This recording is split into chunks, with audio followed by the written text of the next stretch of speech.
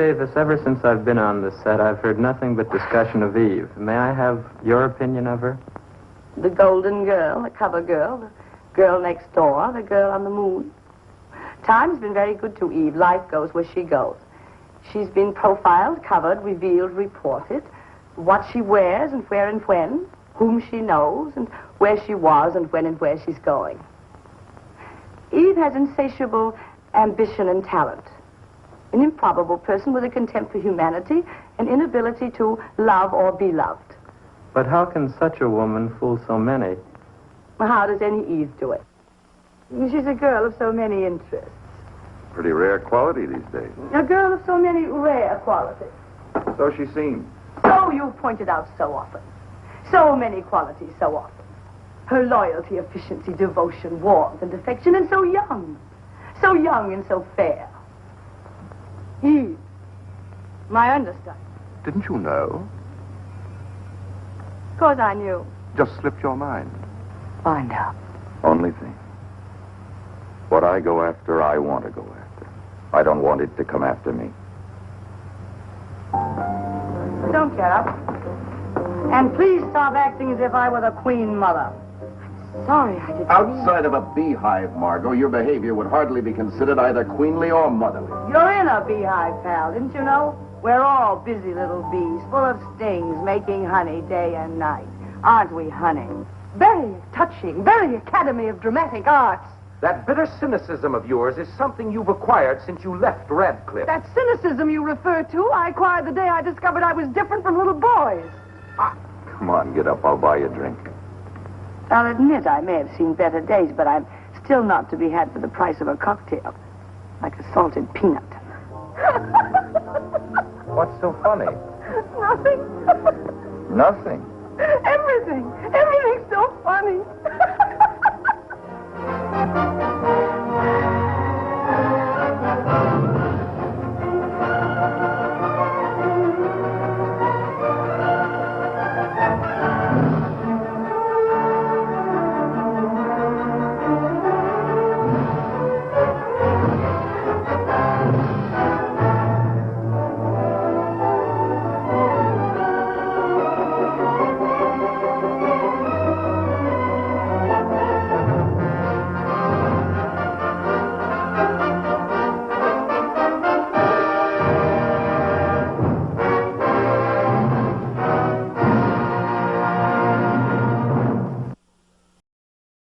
Here at 20th Century Fox Studio, Cary Grant, Deborah Carr, and director Leo McCarey discuss their newest production, An Affair to Remember. The producer is Jerry Wald of Johnny Belinda and the Eddie Duchin story fame. If you've ever been in love or ever hoped to be in love, here's a story you'll love with all your heart. Told with all the warmth and tenderness of Leo McCarey's Going My Way and his Bells of St. Mary's. Here are a few scenes. I miss you. I miss you. Why don't you phone more often? Oh, I will. Don't go away. Now, couldn't we at least eat together, you know, in my room or yours or something? The news would be all round the ship before we had our salad. Crew talks too, you know. I understand. Do go round the other way. You're making me dizzy. I feel better, too. Wait a minute. There's something else I want to say. Now, listen, darling. You know, astonishing. Well, I guess we can start now. Now, remember, watch me closely. We mustn't goof today. He's your friend without a doubt. He's your conscience. He knows you inside out. Things come too easy, little Niccolo. He's always attracted by the art he's not practicing. The place he hasn't been, the girl he hasn't met. Perhaps I shouldn't have met him. Oh. No, my dear, you are different. What have you two been talking about? Oh, you'll be surprised. Mm-hmm.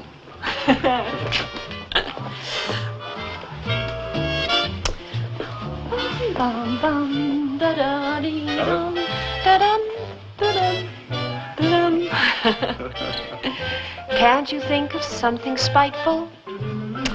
Something mean that you could do? Must you be so darn delightful? You make It easy to be true. Why can't we go on doing this forever?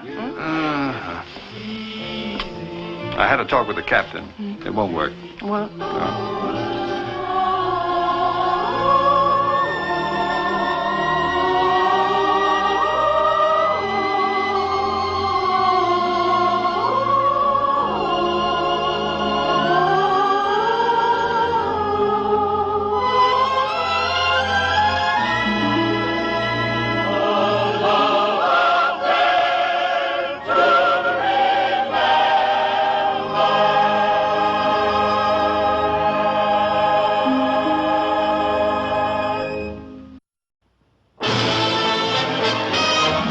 Remember the name of this woman, Anastasia.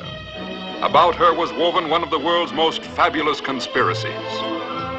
And remember, whenever great motion pictures are talked about, they will speak of Anastasia and the three who gave it life.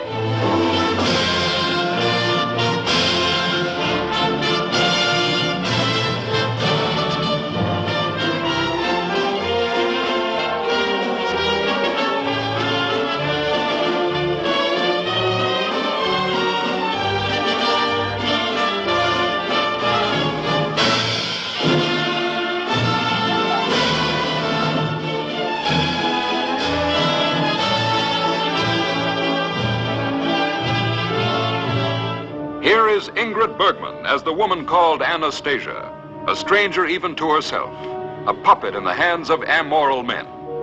Yul Brynner as the arch-conspirator, who snatched this mystery woman from the banks of the Seine to carry out his unscrupulous scheme.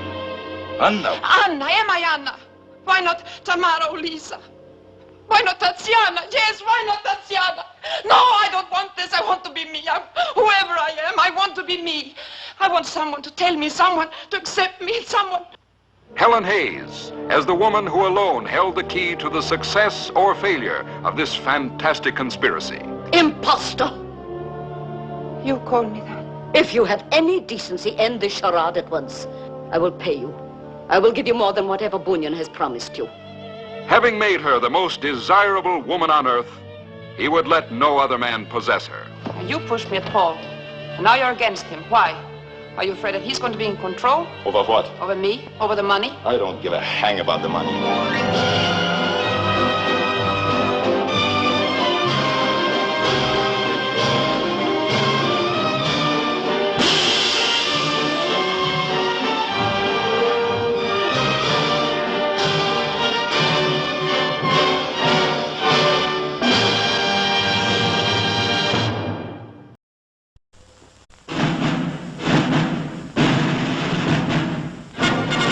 We interrupt this program to give you a bulletin just received from one of our naval units at sea.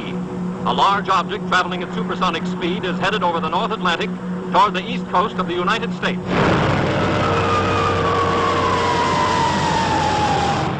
Ladies and gentlemen, this is Drew Pearson. We bring you this special radio television broadcast in order to give you the very latest information on an amazing phenomenon, the arrival of a space ship in Washington. The Army has taken every precaution to meet any emergency which may develop. Just a minute, ladies and gentlemen, I think something is happening.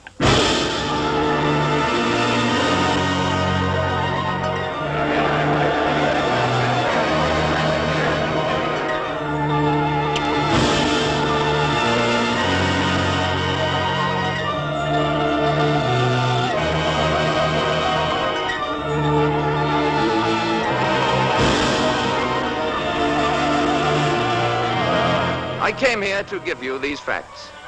But if you threaten to extend your violence, this earth of yours will be reduced to a burned out cinder.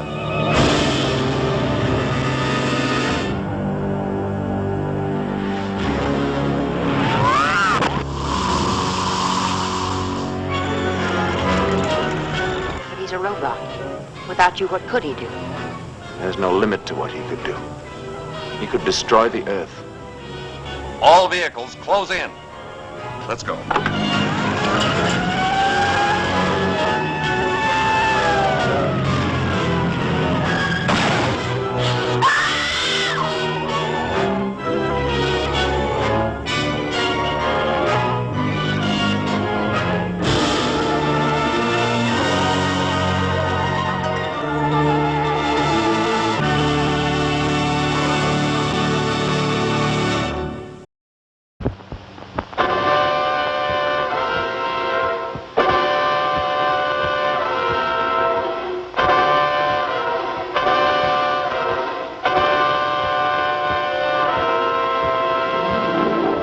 When Laura Z. Hobson's great story, Gentleman's Agreement, first appeared serially in Cosmopolitan magazine, its 20 million readers were startled at its daring.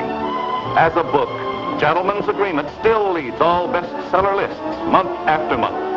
No story of the last decade has hit the literary world with such terrific impact. The author has deftly treated a taboo topic to give it excitement, exhilaration, and entertainment. And now, as a motion picture, Gentleman's Agreement is accorded the highest honor a picture can be given.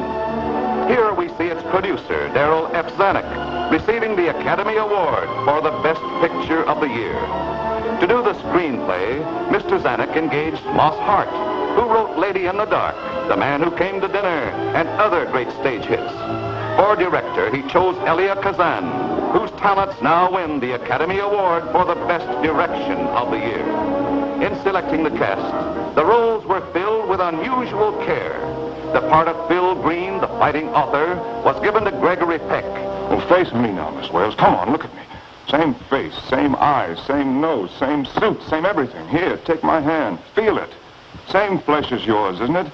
No different today than it was yesterday, Miss Wales. Dorothy McGuire was chosen to play the emotional but confused Kathy. I don't have to kiss you in public. I've got a nice dark taxi outside. Well, what are we waiting for? Come on. Don't just stand there. To play Dave, Phil's understanding friend, the preference was John Garfield. I wonder if you'd feel so ill now, Kathy, if you had nailed him. You know, there's a funny kind of elation about socking back. I learned that a long time ago. Phil's learned it. The part of the forthright, hurt, and frustrated Anne went to Celeste Holm, who in this role wins the Academy Award as the Best Supporting Actress of the Year. Then there's Anne Revere as Phil's understanding mother, June Havoc as Miss Wales, Phil's secretary, Albert Decker as the sympathetic publisher, Jane Wyatt as Kathy's snobbish sister, Dean Stockwell as Tom, Phil's young son. Don't shout at me. I know what you're thinking about marrying me. I saw it on your face when I said that to Tom. And don't treat me to any more lessons of tolerance. I'm sick of it. I am not going to marry into hothead shouting and nerves, and you might as well know it.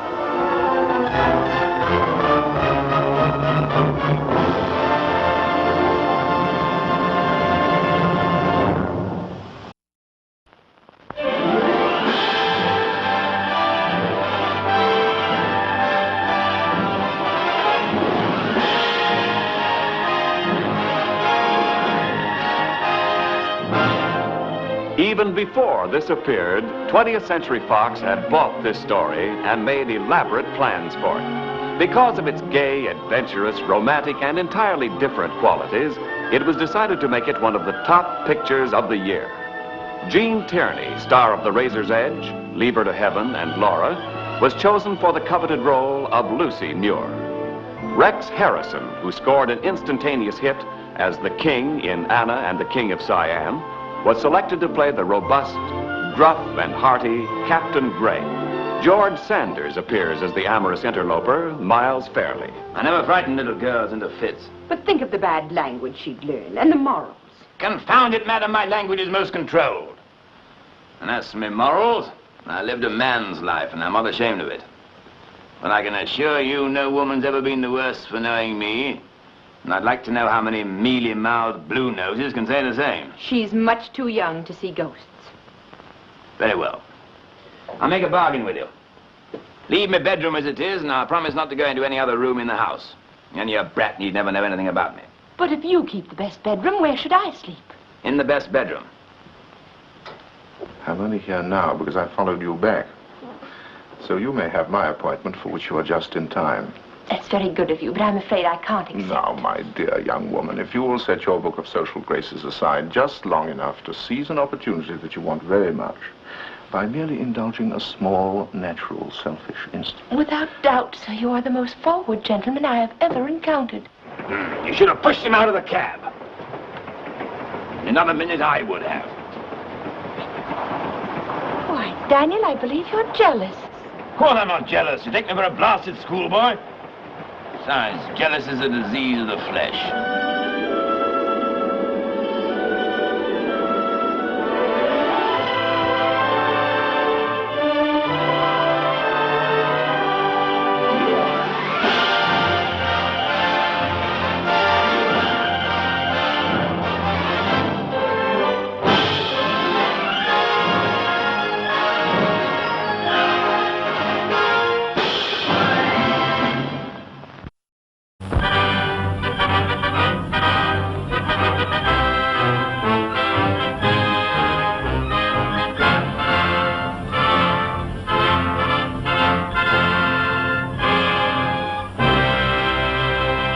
Walter Pidgeon has his most distinguished role as Mr. Griffin, the minister who sacrifices his great love for Maureen O'Hara as Anne Howard, the Welsh girl whose beauty sets songs swelling in men's throats.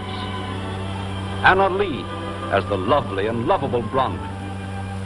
Donald Crisp as Mr. Morgan, the gentle tyrant of a father. John Loder as Ianto. Sarah Allgood as Mrs. Morgan. Barry Fitzgerald as Sephartha. Patrick Knowles as Ivor. The world-famed Welsh singers. And the brilliant new young star, Master Roddy McDowell, whose inspired performance as Hugh will endear him to everyone. They knew the surging ecstasy of breathtaking love, and together they lifted their voices in heart-swelling song.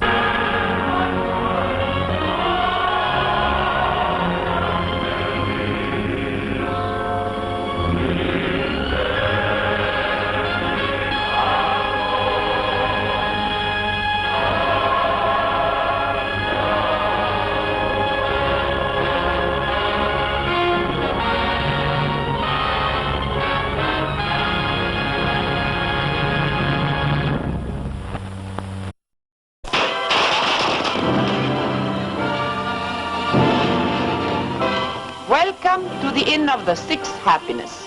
I would like to tell you about a motion picture that will be coming to this theater shortly. It is the story that I sincerely believe will find a place close to your hearts. It is the Inn of the Sixth Happiness. Yang said that everybody in China wishes you the 5 happinesses. What is the 6th happiness? That you must find out for yourself. Each person decides in his own heart what the 6th happiness is.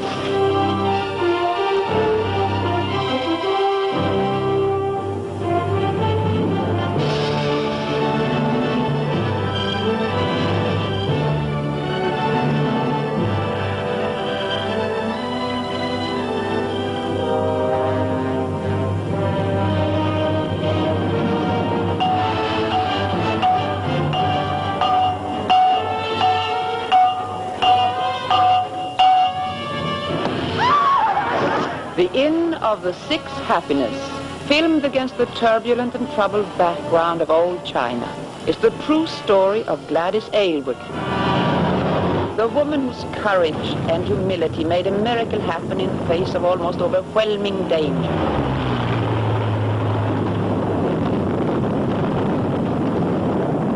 It is the story of 3 people from different worlds, the past, the present, and the future, who meet and each in their way affect one another with their own meaning of life and death, of love and happiness.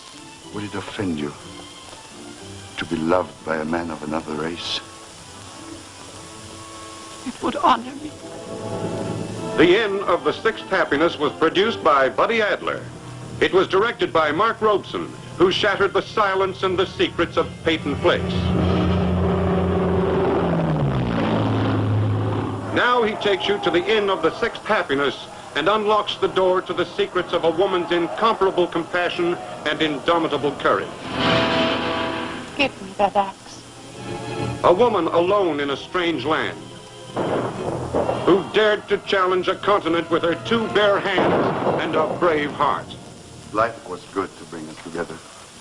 2 people who thought that they had to live without love. But tonight again, when everything seemed against it, we found each other.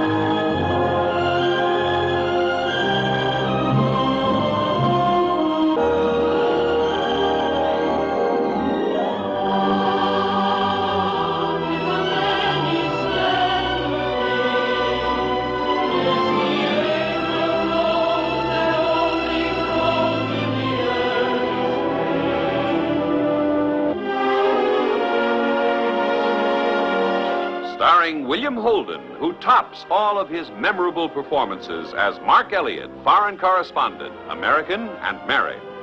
And Jennifer Jones, superbly portraying the beautiful Eurasian girl Han Soo-yin, whose love defied a world of convention. It wouldn't be good for you to see too much of me anyhow. Might even be harmful. Oh? Why? I'm Eurasian. The word itself seems to suggest a certain moral laxity in the minds of some people. The white colony of Hong Kong, where all the filming took place in scenes of breathtaking beauty, pointed to the differences in their skins, their countries, their background, but their love would not be denied. You don't know about me. You kiss a girl and it doesn't mean anything to you. Just a kiss.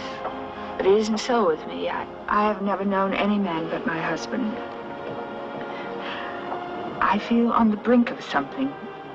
This is a true, unforgettable story of a forbidden romance, as Han Soo-yin herself tells it with unembarrassed frankness and exquisite sensitivity. You're not Eurasian. Your pride and sense of dignity are not involved. Of course they're involved. You're not something I picked up off the street, and you're oversensitive about being Eurasian. I don't want anything sordid to... Sordid? I'm in love with you. Don't you understand that, Soo-yin? I love you.